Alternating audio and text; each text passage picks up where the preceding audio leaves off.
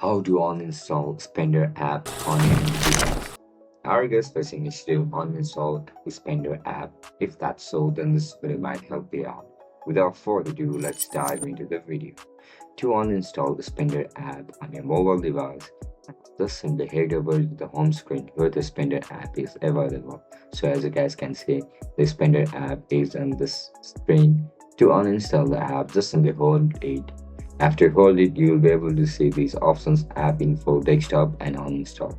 Just simply tap on uninstall. After click on uninstall, tap on OK.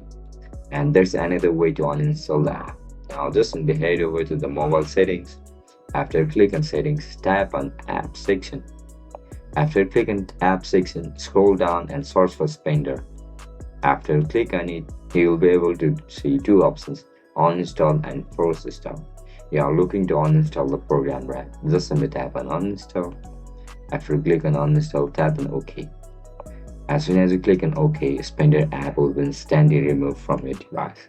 So as you guys can see, the app has been uninstalled. If you guys found this video helpful, don't forget to like, share, and subscribe. Bye bye.